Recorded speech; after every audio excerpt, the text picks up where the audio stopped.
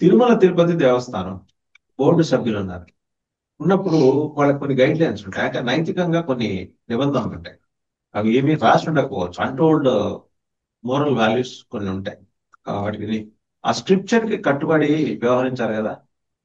ఒక ఆయన వచ్చేసి భగవద్గీతను తోలనాడతాడు. తర్వాత ఎవరి మనసులైనా నొచ్చుకుంటే వారికి క్షమాపణ చెప్తా అంటాడు. అంతేగాని బేషరతు కాదు. వీళ్ళు ఇప్పుడు త్వరగా శ్రీరామ్ గారు నొచ్చుకుంటే శ్రీరామ్ గారు ఫోన్ చేసి నేను నొచ్చుకున్నానంటే అప్పుడు ఆయన మీకు క్షమాపణ చెప్తాను. సో వాళ్ళకి నొచ్చుకున్న వాళ్ళకి ఆయన చెప్పాలనుకున్నది. దాని మీద ఏమో టీటీడీ బోర్డుతో ఏం మాట్లాడాల. ఒక్కొక్క భానుప్రకాష్ రెడ్డి గారికి ఆయనకు వేదన కలిగితే హైదరాబాద్ వచ్చి స్టార్ హోటల్లో ప్రెస్ మీట్ పెట్టి కన్నీళ్లు పెట్టుకుంటారు. అది స్వామివారి పరువు ప్రతిష్టల్ని బజారుకి ఇచ్చే ఈ వ్యవహారాల్లో బోర్డు ఖచ్చితంగా కొన్ని గైడ్ లైన్స్ పాస్ చేయాలి కదా. భక్తులు అడుగుతున్నారండి, ఒక నమ్మకంతో వస్తారు అక్కడికి.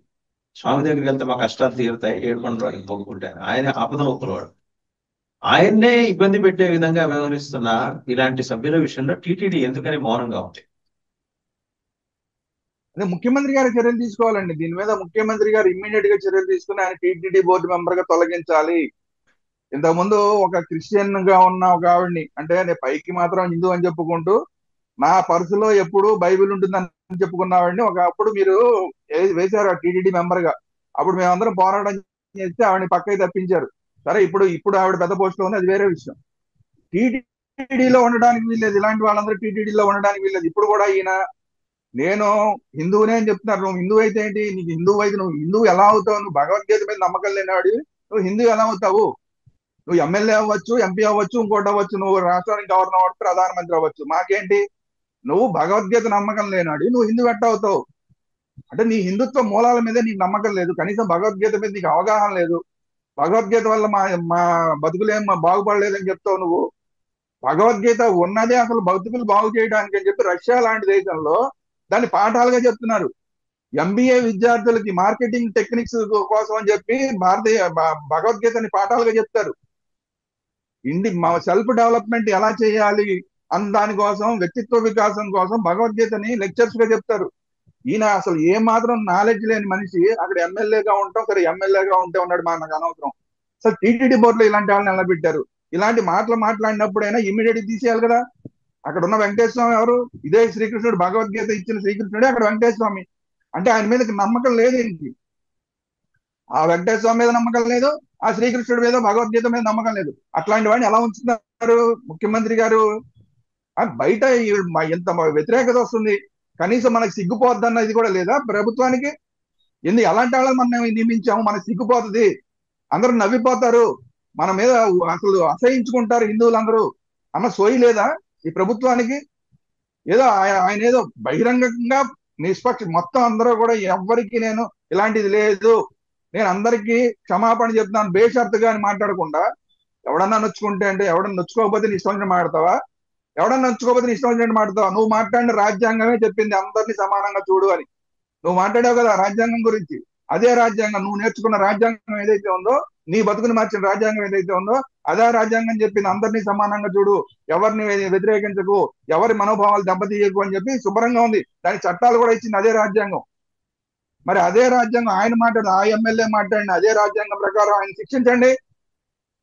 ఎందుకు మతాల మధ్య విద్వేషాలు రెచ్చగొడుతున్నాడు ఆయన? భగవద్గీత గురించి ఎందుకు ఇష్టారాజ్యంగా మాట్లాడుతున్నాడు? టీటీడీలో ఎలా మెంబర్ గా ఉన్నాడు? సో ఆయన చెప్పిన రాజ్యాంగం ప్రకారమే, ఆయన రాజ్యాంగం ఇచ్చిన చట్టం ప్రకారమే ఆయన శిక్షించండి. టీటీడీలో స్పష్టంగా ఉంది దేవుడి మీద నమ్మకం లేని వాడు ఉండడానికి వీల్లేదు అని. టీటీడీలో అసలు మామూలుగా పనిచేసే ఉద్యోగస్తుడు కూడా అక్కడ నామాలు పెట్టుకుని వెళ్ళాలి. అలాంటిది దేవుడి మీద నమ్మకం లేని వాడిని అక్కడ టీటీడీలో మెంబర్గా ఎలా పెట్టారు మీరు? టీటీడీ తీయండి, టీటీడీ యాక్ట్ తీయండి. రాజ్యాంగం సంగతి సరే, ముందు టీటీడీ యాక్ట్ తీయండి. అందులో టీటీడీలో ఎవ్వరు కూడా ఉద్యోగస్తులు కాదు, అసలు అక్కడ ఉన్న ఉద్యోగస్తులే కాదు, సేవకులు అందరూ.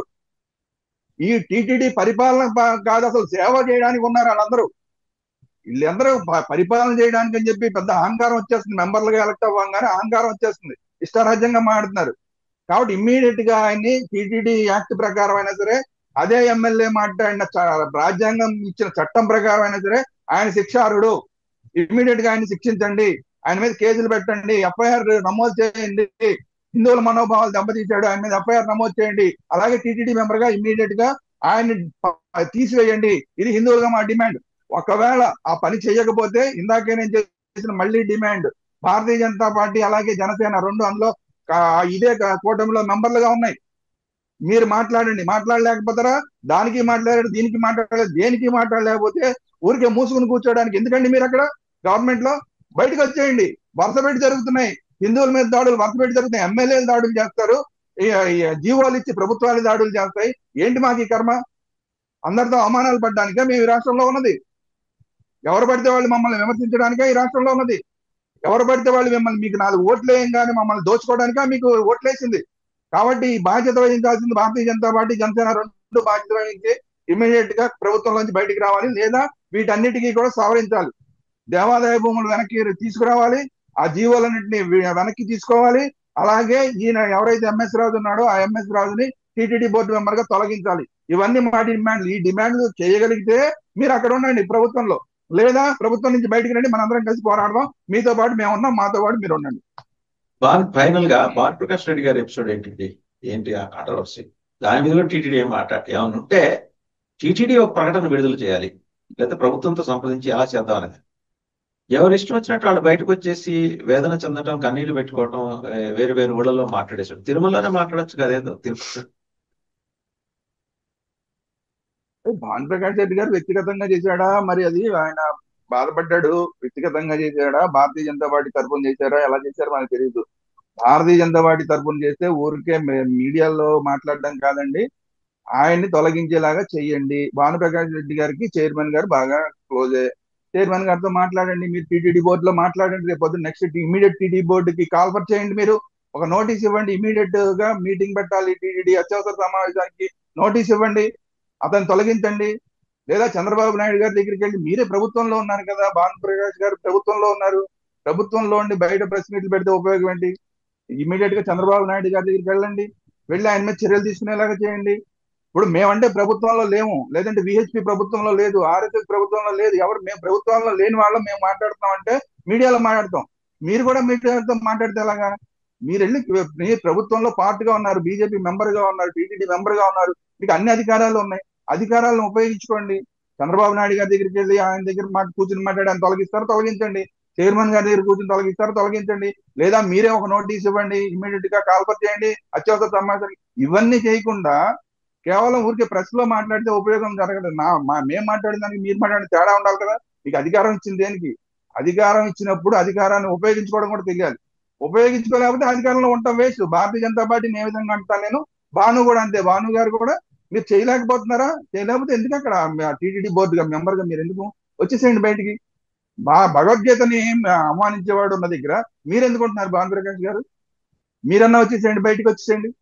ఆ టీటీడీలో ఇలాంటి దాంట్లో నేను ఉండను, భగవద్గీతను అవమానించేవాడు ఉన్న బోర్డులో నేను కూడా మెంబర్ గా ఉన్నానని మీరు బయటకు వచ్చేయండి. అంతే తప్ప ప్రెస్ మీట్లు పెట్టడానికి ఓ రాజీనామా చేసి ఇచ్చేసేయండి. ఇది మా డిమాండ్. సో ఇట్లాంటివి అధికారంలో ఉన్న వాళ్ళు కూడా మాట్లాగా మాట్లాడితే కుదరదు కదా. అధికారాన్ని ఉపయోగించండి. ఉపయోగించుకోలేకపోతున్నారా? బయటకు వచ్చేయండి, మన అందరం కలిసి పోరాడదాం. మీ వెనకాల మేము ఉంటాం. భారతీయ జనతా పార్టీ కానీ, జనసేన పార్టీ కానీ, ఎవరైనా సరే మీరు బయటికి రండి, మీతో పాటు మేము ఉంటాం, మాతో పాటు మీరు ఉండండి, అందరం కలిసి వీటి మీద పోరాటం చేద్దాం. అంతేగాని నేననేది ఏంటంటే, అది భారతీయ జనతా పార్టీ అయినా, జనసేన అయినా, వ్యక్తులైనా సరే నాటకాలు ఆడద్దు, దయచేసి నాటకాలు ఆడద్దు. మీకున్న అధికారాన్ని ఉపయోగించండి, ఉపయోగించుకోలేకపోతే బయటకు వచ్చేయండి. ఇది మా డిమాండ్.